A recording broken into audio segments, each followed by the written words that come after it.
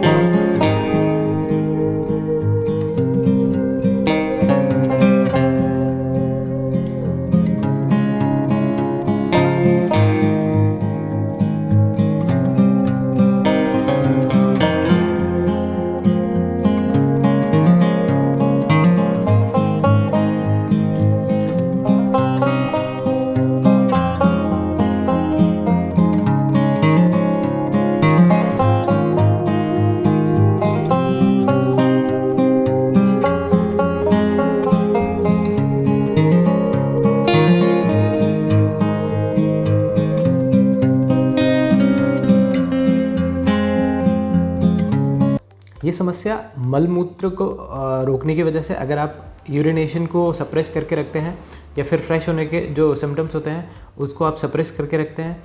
इसके अलावा दूषित खाना खाने, कंटेमिनेटेड फूड और दूषित जल से हो सकती है, या फिर ओवर एक्सरसाइज, या फिर कुछ एकदम से भारी उठा लेने से या भारी भोजन करने से आपको ये शिकायत हो सकती है।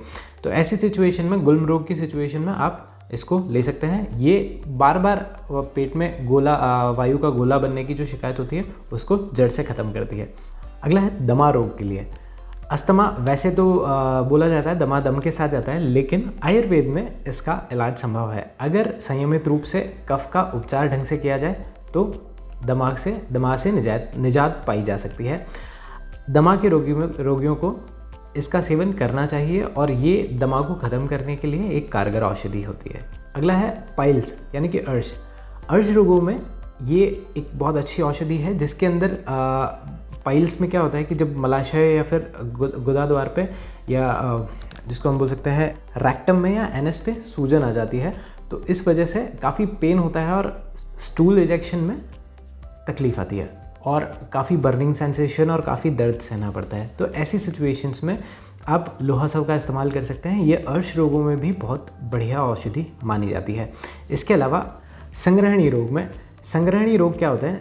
IBS, इरिटेबल बाउल सिंड्रोम जिसको बोल सकते हैं, जिसमें बाउल मूवमेंट भी प्रॉपर नहीं होता और जो स्टूल होते हैं उनकी कंसिस्टेंसी भी काफ़ी लिक्विडी हो जाती है और बिना किसी इरिटेशन के पानी वाले दस्त आते हैं।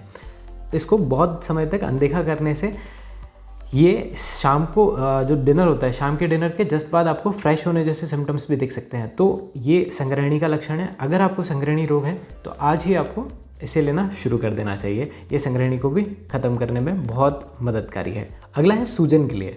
शरीर में सूजन के बहुत सारे कारण हो सकते हैं। कुछ जॉइंट्स में सूजन आ सकती है, कुछ हाथ पाँव में सूजन आ सकती है। तो किसी भी प्रकार की स्वेलिंग में ये अच्छी औषधि है। शरीर में इसके अंदर जो पोषक तत्व होते हैं, जो न्यूट्रिशनल वैल्यूज़ इसकी होती हैं, इसके कारण ये किसी भी तरीके की सूजन को ख़त्म करने की क्षमता रखती है और ये भी बिना किसी दुष्प्रभावों के। इसका कोई साइड इफ़ेक्ट नहीं है अगर आप इसे थोड़े लंबे टाइम तक भी इस्तेमाल करते हैं सूजन में तो। इसके अलावा ये और भी बहुत सारी काम आती हैं, जैसे बुखार में, विषम ज्वर में, जो एक दिन छोड़ के एक दिन बुखार होता है या एक दिन छोड़ के दो तीन दिन छोड़ के फिर वापस बुखार आ जाता है, ऐसे विषम ज्वर के अंदर, जीर्ण ज्वर में मतलब एकदम बहुत तेज़ बुखार आने लग जाता है, उसके अंदर फिशर रोगों में ये एक अच्छी रेमेडी होती है जिसे हम भगंदर नाम से भी जानते हैं। इसके अंदर आप इसका सेवन कर सकते हैं। ये पाचन शक्ति को भी बढ़ाती है और इम्यून सिस्टम भी डेवलप करने में हेल्प करती है। ये थे इसके कुछ फ़ायदे। बाकी इसके डिटेल्ड फ़ायदे आप हमारे आर्टिकल पे जाके पढ़ सकते हैं, इसका लिंक मैं आपको डिस्क्रिप्शन में दे दूँगा। अब बात करते हैं इसकी डोजेज़ के बारे में। इसकी डोजेज़ जो है वो 5 से 10 ml सुबह शाम बच्चों के लिए खाना खाने के बाद देनी चाहिए और बड़ों के लिए यही 10 से 25 ml तक होनी चाहिए। अब बात करेंगे इसके प्रिकॉशंस के बारे में। इसको लेते समय किन किन बातों पे सावधानियाँ आपको रखनी चाहिए। सावधानियों में सबसे पहला है, इसको कभी भी मात्रा से ज़्यादा ना सेवन करें। जो उचित मात्रा है उससे ज़्यादा सेवन करने से आपको छाती में जलन, लाल कलर के चकत्ते और गैस बनना और छाती में जलन जैसी समस्याएं हो सकती हैं। इसके अलावा आप इसे नमी वाले क्षेत्र से दूर रखें। एक गर्भवती महिलाएं और मधुमेह के रोगी इसे एक डॉक्टर की सलाह से लें और अल्जाइमर और अल्सर के जो पेशेंट्स हैं वो भी एक अच्छे डॉक्टर की सलाह से इसे सेवन करें, क्योंकि इसमें लोह की मात्रा ज़्यादा होती है। अब बात करते हैं इसकी अवेलेबिलिटी के बारे में। ये बहुत सारी ब्रांड्स में अवेलेबल होने वाली मेडिसिन है। ये एक कॉमन मेडिसिन है आयुर्वेदा की, जो ऑलमोस्ट हर आयुर्वेदा फार्मेसी में अवेलेबल होती है, जैसे डाबर, दूध पापेश्वर, बैद्यनाथ, झंडू, दिव्या फार्मेसी, वूफा, मुल्तानी, सांडू, अग्निवेश, बेसिक आयुर्वेदा, कपिवा आयुर्वेदा, ऐसी बहुत सारी और भी ब्रांड्स हैं। बहरहाल मैं आपके लिए 3 यहाँ पे लेके आ पाया हूँ, वो मैं आपको बताना चाहूँगा। यह है पतंजलि की लोहा सब, यह है डाबर की लोहा सब, बहुत अच्छी सी पैकिंग में,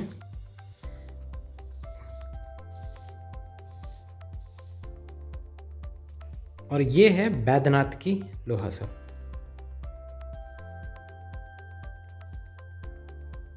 मिलते हैं अगली बार एक और नई औषधि के साथ। तब तक के लिए स्वस्थ रहिए, मस्त रहिए। जय हिंद।